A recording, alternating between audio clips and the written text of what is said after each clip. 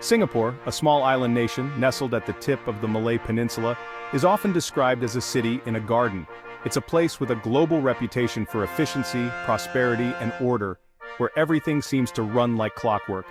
But beneath this polished surface, Singapore is also known for something more controversial: its government ministers' million-dollar salaries, a topic that sparks heated debate both locally and abroad.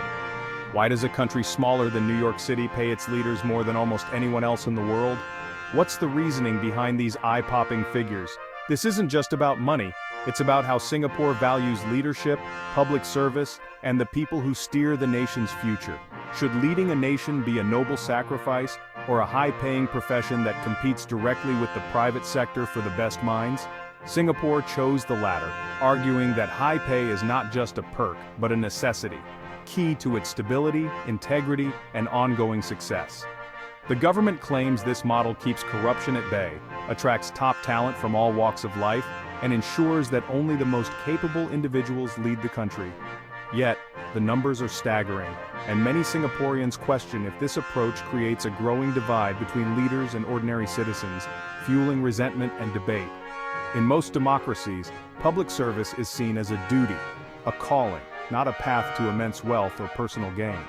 Singapore flips that idea on its head, treating governance like running a high-stakes corporation, where results matter and performance is rewarded. Ministers are the CEOs, and the nation's success is their bottom line, measured in economic growth, social stability, and global reputation. But is this high-cost leadership truly the secret to Singapore's remarkable achievements, or does it risk alienating the very people it's meant to serve, creating a sense of distance and mistrust? Let's dive deeper into the logic, the numbers, and the ongoing debate behind one of the world's most talked about and controversial governance policies. Let's look at the numbers and break down what Singapore's top leaders actually take home each year. An entry-level minister in Singapore earns about 1.1 million Singapore dollars a year, roughly $800,000 US. This figure is before bonuses and other allowances, making it one of the highest starting salaries for government officials worldwide. The Prime Minister? Double that, at 2.2 million Singapore dollars, or about $1.6 million US. This staggering sum places Singapore's leader at the very top of the global pay scale for heads of government. These salaries include both fixed and variable components, with some parts tied directly to the country's economic performance, such as GDP growth and national progress indicators. This means that when Singapore does well, so do its ministers. For comparison, the US President earns $400,000, and the UK Prime Minister about $210,000. Even leaders of other wealthy nations like Germany and Japan earn far less than their Singaporean counterparts. The difference is vast. Singapore's Prime Minister earns 4 times more than the US President, and over 10 times more than the UK Prime Minister. This gap often sparks debate both locally and internationally. The formula? Ministerial pay is pegged to the median income of the top 1,000 Singaporean earners, with a 40% public service discount. This unique approach is designed to reflect the realities of Singapore's high-income economy. The idea is simple. To attract people who could be top lawyers, CEOs, or surgeons, you need to offer competitive pay. The government wants to ensure that public service is as attractive as the private sector for the nation's brightest minds. Even after a 2012 review that cut salaries by over a third, Singapore's ministers remain the world's best paid. The review was a response to public concern, but the core philosophy behind high pay remained unchanged. The government insists this system is transparent, competitive, and results-driven. They argue that it helps prevent corruption and ensures accountability at the highest levels. Critics, however, see the numbers as excessive. They question whether such high salaries are truly necessary, and whether they deliver better governance or simply widen the gap between leaders and citizens. But for Singapore, the high pay is a deliberate strategy, one that's here to stay, at least for now. The government believes it's a key part of the nation's success story. The question is, does it deliver what it promises? Does paying ministers top dollar really translate to better leadership and outcomes for ordinary Singaporeans? Let's explore the reasoning behind this bold approach, and see if the numbers add up to results. Why pay ministers so much? It's a question that often sparks debate, both within Singapore and abroad. The government's answer is clear. to prevent corruption and attract top talent to public service, ensuring the nation's continued success. Lee Kuan Yew, Singapore's founding prime minister, strongly believed that high salaries for ministers remove the temptation for illicit gains and bribery. If public officials are well compensated, they're far less likely to risk their careers, reputations, and families for bribes or unethical shortcuts. The second reason is talent. Running a country is incredibly complex, and Singapore wants the very best minds, people who could easily earn millions in the private sector, but choose to serve the nation instead. Competitive pay makes public service a real attractive option for top performers, not just those who are already independently wealthy or have other sources of income. Third, it's about fairness and meritocracy. Ministers work long hours, make high-stakes decisions that affect millions, and their pay reflects the weight of that responsibility and the demands of the job. Part of their salary is variable, tied directly to national performance. If Singapore prospers, so do they. This system aligns their interests with the country's success.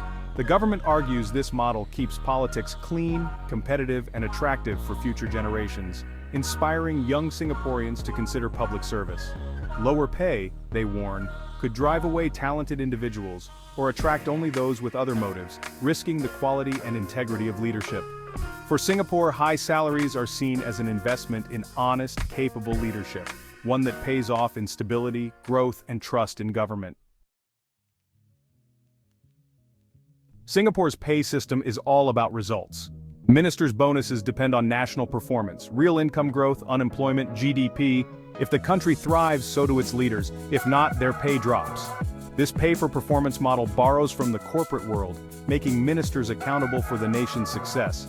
Supporters point to Singapore's transformation, from a struggling port to a global powerhouse in just decades. The country tops global rankings for competitiveness, education, and healthcare. Corruption is almost non-existent, and the government credits high salaries for this clean record. The logic: pay well, attract the best, and demand results. Critics say it's expensive, but supporters argue it's a small price for stability and prosperity. The system's core promise clean, effective governance in exchange for top-tier pay. For many, the results speak for themselves. But is it the only way?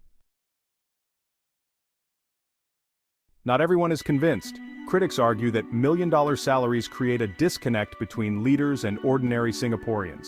When ministers earn more in a month than many do in a year, it can feel like an us versus them divide.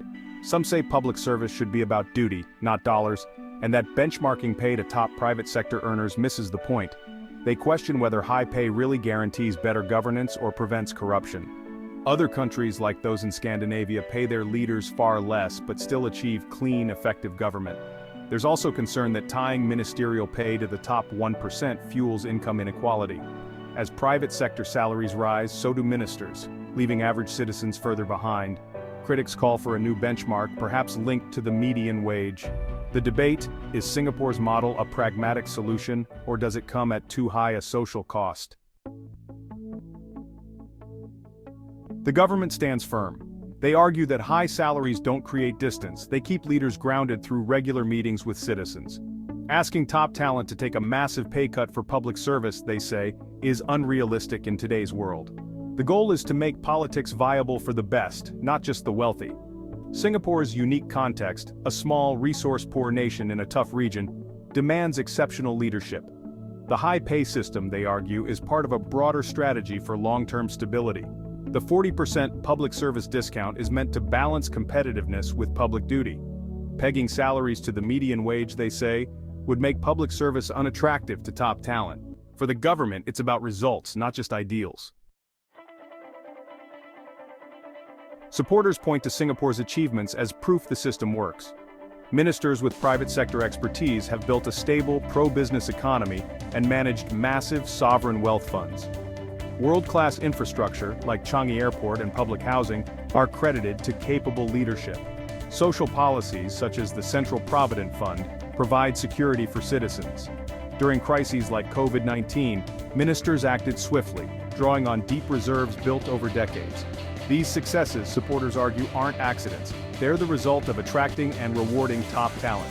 For many, the daily reality of a safe, efficient city is the ultimate justification. The narrative high pay delivers high performance, but does it guarantee perfection? That's where the debate continues. No system is flawless, and Singapore's high-pay model is no exception. When things go wrong, like train breakdowns or missteps in handling migrant worker dormitories, public frustration spikes. The promise of pay for performance means expectations are sky-high. Any failure, big or small, draws sharp criticism because of the salaries involved. Critics also warn of groupthink, as leaders often come from similar backgrounds. This can lead to blind spots and slow responses to new challenges. The pressure to deliver is immense. Mistakes are less easily forgiven. The high salaries raise the bar, but also the stakes. Can any leadership team, no matter how talented, always meet such lofty expectations? So, is Singapore's million-dollar ministerial pay a masterstroke or a misstep?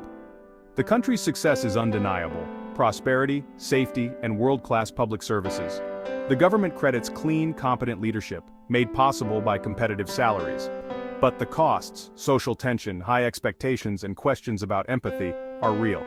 The debate is about what society values most: shared sacrifice or elite competence, moral leadership or managerial excellence.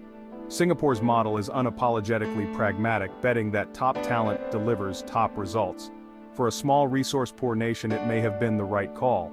Yet whether this system is sustainable or even replicable elsewhere remains to be seen. The high-pay model is a bold experiment, one that has shaped a remarkable national story. Its future and its lessons for the world are still being written. The million-dollar question remains: is it worth the price?